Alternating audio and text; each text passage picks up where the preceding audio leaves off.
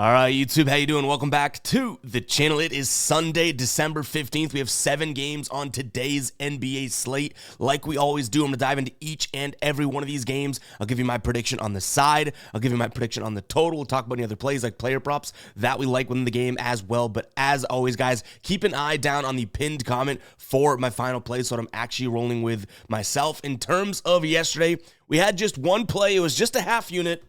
We took the Bucks minus 2.5 there. We did use the alternate line. I'm glad we did. It got sweaty towards the end. Ultimately didn't need to by any points. They ended up winning by enough to cover, right? But nonetheless, still can't cry over a 1-0 night. A minimal 1-0 night, but 1-0 nonetheless there. In terms of our ride of the day, though, unfortunately, Ryan's got to take the womp there. Isaiah Hartenstein there, over 11.5 rebounds. I like the spot. I like the matchup. I like the look.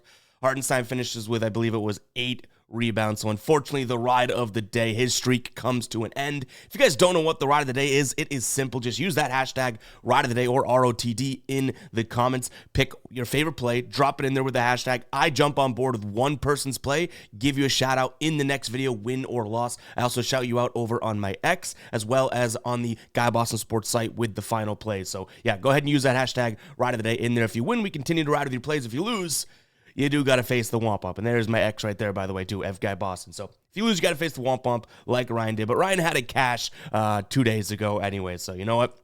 It's not all that bad. But what do you say we jump into this slate? It's a larger one than we've had in a little while. I guess we did have, what was that, maybe Wednesday night we had a decent amount of games, but with the play-in tournament and everything like that, it's been a light NBA week, right? Kind of a weird one. But nonetheless, 7 games to dive into in this one. Hit that like button, hit that subscribe button. We also have our NFL video posted on the main channel, our Week 15 picks for the Sunday slate. Go check that out. It's on the main channel. Like I've told you guys already multiple times, this is the second channel.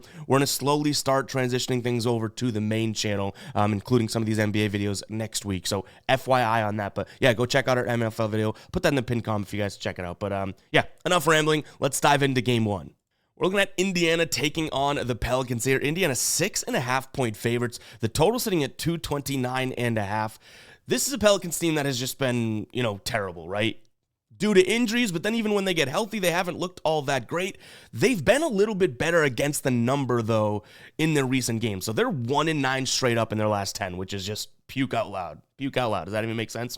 No. But anyways, they've been terrible, right? 1-9 against the spread, 6-4. Like, that's an interesting little flip, right? Now, on the road, they've been absolutely god-awful. 1-12 on the season, covering at 23.1% rate. But the Pacers haven't been all that tremendous either, right? Pacers just covering in 40% of their games at home. They do have a decent straight-up number, but we'll start things off with the psycho alert. I think that this game could stay somewhat close. 6.5 points seems like it's a little bit too much to give the Pelicans. Do I have the cojones to make this a final play? Most likely not, because it's still betting on the Pelicans, right? And I already feel like we got lucky with the Pelicans. That one win out of their last 10 games, they're 1-9. We took them as underdogs on the money line against Phoenix. So we got kind of lucky with that one. We cashed that. We're the sole win of the Pelicans' last 10 games. So I don't necessarily want to dive into them again, but I don't think that I can get to the Pacers minus 6.5. And I'll tell you why. Regardless of home and away, like stuff that we've already talked about, this is a Pelicans team and a Pacers team that do play somewhat similar in terms of where they like to shoot from on the floor. They love to get to the rim, and they'll also attack the mid-range if need be. In terms of points in the paint, Pacers allowing the 5th most on the entire season, Pelicans allowing the 2nd most. So yeah, both teams should be able to score in the paint against one another. If they do want to get to the mid-range, Indiana actually a worse mid-range defense, allowing 40 over the last 10 games, 43% field goal percentage against compared to the Pelicans 38%. So maybe the Pelicans can even say, okay, well, the second spot that you guys like to shoot from, we're actually better defensively at. Either way, I just don't think that Indiana's defense matches up well against the Pelicans whatsoever, so 6.5 points is going to be a decent amount. I already sounded the psycho alert alarm. I know it might be crazy, but give me the Pelicans plus the 6 points. In terms of the total, I don't mind an over. I do wish this was right around, I would say 226.5 or something, so I'm a little off in where I'd put this. But to me, I mentioned it. Both teams should be able to score with ease in the paint and at the rim, which could kind of promote to an over here, especially given the fact that the Pelicans and Pacers, both defenses are just kind of bad this year anyways, but they're also playing at a top 10 pace over the last 10 games. So yeah, I don't mind an over 229 in this spot. The only thing that worries me is that, neither team is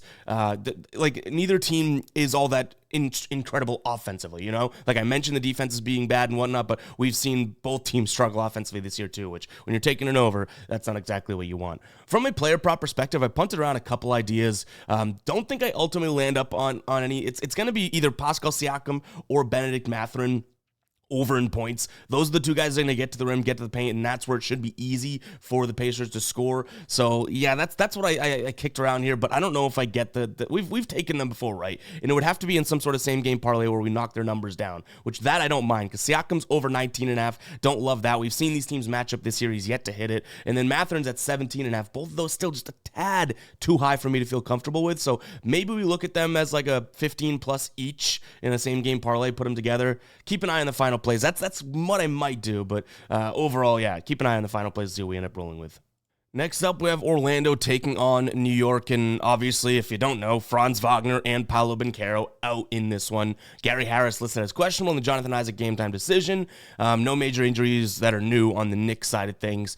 This is tough because Orlando has been very good this year, and you look at their numbers at home and all that, like they're 10-0 at home this year, but obviously they're going to struggle without Banchero and Wagner, and they won that game against Phoenix. That was the first game after Franz was out, right? But then they lose to Milwaukee, and that was in Milwaukee, so okay, fine, they win the game at home. It's almost like even with these injuries, they fit into where they have been. Like, they're still winning at home, and they are home here today. So it kind of racks my brain a little bit, but at the same time, this Knicks team, though they have lost 2 of their last 3, they've won 6 of their last 10. They went on a 4-game win streak, albeit it was against Charlotte, New Orleans, I think Charlotte again, and then, would you look at that? Orlando. They beat Orlando, right? In Orlando, that is, in New York. So, yeah, now they have to travel to Orlando. Do the Knicks still show that they're the better team? Like, they smacked this team, right? They beat them by like 16, 15, something like that. Without Wagner, without Banchero, I think I have to lean towards the Knicks, even though I know I said I was off the bandwagon of the Magic after the injury, but them beating the Suns the next game, them still being good at home, like there's this ounce of me that's like, is this team just kind of like gritty and young and next guy up and they're going to prove a lot of people wrong? That's what they're doing right now, but to me, this isn't just some schmuck of a team they're playing. Like the Knicks, I do believe in kind of long term here, and I think they're going to get better and better. So, yeah. Give me the Knicks here, minus the 4.5 points. I think those injuries are going to be too much for Orlando. One thing I will say is that Orlando's phenomenal at covering, both the points in the paint and points from 3. So I think I give them a little bit of credit here when I talk about this total. I'm going to lean towards the under. You have the Knicks, who aren't a fast-paced team. Then you have Orlando, who's a very, very good defensive team. So yes, the reason I like the Knicks is because I don't know where the Orlando points will come from. No Banchero, no Franz Wagner. I think those are 2 massive hits, right? But what I can still give them credit for is their defense and how tough they play, which should align perfectly with the Knicks. This could be kind of like kind of a grind fest type of a game, which means an under to me. 214.5 is definitely low, but it's kind of still what I'm looking at. Like I would never say, I think this one's going to go way over. Again, the last time they played, it did. It was a 121 to 106 game, but the Knicks offense was cruising at the moment. You know what I mean? There's 3 straight games there, 118, 121, and then 125. So I don't think the Knicks offense is a 120 plus team against this Orlando team normally. So give me the under. All right, guys, I know we're talking basketball right now, but let me talk to you about football because Underdog has a free pick tonight for the Sunday night football game. You have Jordan Love, 0.5 total yards. That means he can run for it, he can pass for it, just 0.5 total yards added into your entry, and it'll boost the payout there, guys. If you don't know what Underdog is, it is a super, super fun app, DFS app available in most states. You pick higher or lower based on their set projections. You put them into an entry. The more you win, the more you get paid out. You're going to get an amazing deposit bonus when signing up today as well. Use the link in the pinned comment, or just use code GUYBOSS, and you'll get all the same stuff, but that link auto-applies the code. You get the free pick, you get the deposit bonus, and you get all the entertainment and fun that comes with using Underdog. So go ahead and check it out. You can use it on the computer or on your phone or tablet, anything like that, any device. So go ahead and check it out. Guys, that link will be down below. Underdog is awesome. Go check it out. Let's go ahead and jump back into these games now. All right, Washington taking on Boston. I am a Celtics fan. I do like the Celtics in this one, but like I've said multiple times, I don't know if laying 16 points, 14 points, these big numbers are ever smart in the NBA because there's the chance of blowout and a backdoor cover and all that. Like when you think about this last time that they played, right, back in mid to late November, Celtics win 108-96. They still didn't cover because Washington had a 15.5 point spread. So obviously that's not great, right? The time before that, earlier in the year, Boston won by 14 points, right? So they did cover it. So it's kind of like a crapshoot to me. We saw the Celtics demolish the Pistons. They beat them by 24 on Wednesday. So yeah, they can cover this number, but how comfortable can you get with that number in your pocket? Do you know what I mean? So I do like the Celtics. I think it's too many points to truly be all that confident in. Not that they are not going to beat Washington handily and all that. I just mean to have to win by 17 points to win your bet is kind of psycho to me. It's not enough points to give Washington, though. Like, thinking that's a big number doesn't make me go, oh, well, then let's jump on Washington, because Washington stinks, right? 3-20 this season. Against the number, they're a little bit better, 7-15, but that's just because they're getting so many big numbers like this. So this is kind of a chalked one for me in terms of a spread. Give me the Celtics, but I don't think that I roll with that myself. I will say the Celtics do have the chance to run this one up, as, you know, they're the number one team from three, and Washington is the fourth most three-pointers allowed, or points from three allowed this year. So, yeah, maybe the Celtics team total could be a look. In terms of an actual total, though, in this one, I don't see any reason why the Celtics don't want to just score. And Washington should play fast, right? They're the fifth fastest team in the league in the last 10 games. They don't play very good offense, but don't play very good defense either. This one could kind of run up. We've seen, like I said, this matchup twice. We saw 108-96. Okay, that wasn't a fast-paced one. We saw 122-102. Okay, that was medium fast-paced, right? But Washington, as of late, their defense has just been horrific. 115, 140, 113, 137, 118, 124, 121, 127, 115, 108. Those are the last 10 games. Why can't the Celtics go out there and score a bunch against them? That 108 one was the Celtics game they most recently played. So this defense is not in a great place. I think the Celtics could run up the score, which contributes towards an over here. In terms of player props, because of the blowout, I don't think I'm really looking at much in this one. Next up, we're looking at San Antonio taking on Minnesota, and I think I like another favorite in this one in Minnesota for a very specific reason. So if you're on San Antonio, I don't really mean to talk you off of it or anything like that, but this is a Minnesota team that has been phenomenal in terms of covering the three-point line this season. It's been like the one defensive thing that they've been so good at, that their defense is held up, because as we know, I mean, I would say it's getting a little bit better, but as we know, their rim protection has not been like the creme de la creme this season, right? So that's incredibly crucial here, because over the last 10 games, the fifth highest team in terms of frequency from the above the break three is San Antonio. So if Minnesota can lock up the way that they like to shoot, I do think they're going to give San Antonio some trouble. So yeah, can San Antonio take it inside? Sure, I'm not saying that they can't, but they've been shooting a lot of threes, and that's where Minnesota's been very good defensively. So yeah, I think I'm going to lean towards Minnesota minus 4.5 points. Like, if this number was 7.5, something like that, I'd be like, okay, maybe we think about looking at the San Antonio side, because I do kind of believe in their ability here. They've won 2 straight games, but those are against New Orleans, and those are against, the second one was against Portland. They didn't even cover in either of those. You know what I mean? So Minnesota's definitely in a better place right now. They won 5 of the last 6 games. No, wait, yeah, 5 of the last 6 games, right? Or is it 4 of the last 5? Either way, one of those is true. And then I think it's 4 of their last 5 games they've covered. So yeah, I think that this is a spot where Minnesota's kind of turning the corner a little bit. This is a San Antonio team that I guess you can give them the credit for being better at home, but their cover rate at home isn't very good, 46.7 compared to Minnesota's 50-50 when on the road. So yeah, I think things point to Minnesota in this one. Again, it's going to come down to the defense on the perimeter to me. So I think I like a San Antonio team total under as well. That might be how I like to play this total. Not really the full game total, because I think Minnesota could score. Like, San Antonio isn't all that great at stopping the perimeter. So even from a player prop perspective, that just screams Anthony Edwards to me. I think his line's 3.5, which he's definitely hitting multiple. I think he's hitting like 75% of games this year. Anthony Edwards has hit that in. So obviously there's potentiality for that to be a final play, but I think I'm focusing, or want to focus, a lot more on the defense of Minnesota. So my play in this one may be Minnesota minus 4.5, or their team, or the San Antonio team total under. Then we could consider kind of like picking apart that San Antonio defense and looking at Edwards. But again, that's kind of how I'd prioritize it. All right, Phoenix taking on Portland. I'll get this out of the way. I'm sounding the psycho alert alarm. I know I'm crazy. If you've made it this far into the video, go ahead and comment psycho.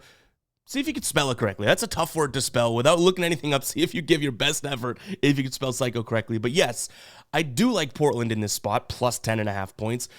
It's another spot where I'm like, do I have the cojones to pull the trigger? I'm not necessarily sure. But even like when we talked about the Pelicans and how I said that I took them against Phoenix that time, it's a similar sort of spot why I like that. So Portland this year has honestly been okay at scoring in the paint. They're at least trying to a lot. This is a Phoenix team that has struggled mightily in terms of preventing points in the paint, right? So I think that Portland wins this paint battle, both offensively and defensively, which it's really hard to win a game by 11 points if you lose the paint battle. So yeah, it's all kind of comes down to that. I know that's a very sort of nitpicky thing, but 10.5 points is a lot. Durant is back, so that's obviously massive. But then you look at it, it's like, oh, now Bradley Beal's questionable, right? Like, we might get lucky there.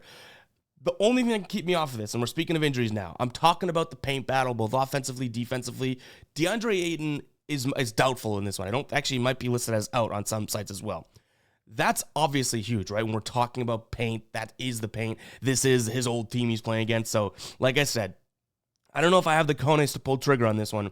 But even without DeAndre Ayton, I still do believe in the paint battle being won by Portland, but he's a massive factor in that, right? So that's something to kind of pump the brakes and say, okay, let's hold off. That being said, even with Ayton out, I also am not getting to the Phoenix side of things. Like, I do not see the Phoenix side of things being the best situation here. Are they going to shoot a lot of threes? Well, they should make a lot of threes because Portland's bad at covering the three-point line, but in the last 10 games here, Phoenix only shooting the 17th most threes per game. They're getting to the mid-range a lot and then in the paint a lot, which you don't want them in the paint against this Portland team. So, yeah, it's kind of a weird one, but give me Phoenix plus the points. If Ayton, I mean, if we have to look into that a little bit more. I think he's listed as doubtful now. If he's definitely out, then yeah, I'll probably chalk this one up as a lean and just kind of keep it there. But if he plays or if he's got a chance to play, there is a consideration of mine. And I already sounded the psycho alert alarm, so that's twice in the same video, right? I know that I'm a crazy person, but I can't get to the Phoenix side of things. So by default, I look at Portland. From the total perspective, this is at 230.5. In terms of pace, you have two slower paced teams. Both defenses aren't tremendous though, but again, I'm giving Portland a little bit of credit here in terms of how they might be able to stop Phoenix. So I'm going to lean towards the under. I think that might be the crazy move too, because again, neither defense is all that great, but they don't play that fast either. You look at these two teams' recent games here, it's going to kind of look not all that great, right? 116-118 game for Portland. They did have a couple low-scoring games before that, and then Phoenix coming off of a 134-126 game against Utah. So maybe I look like a dummy here, but I could see an under, no cashing here, honestly.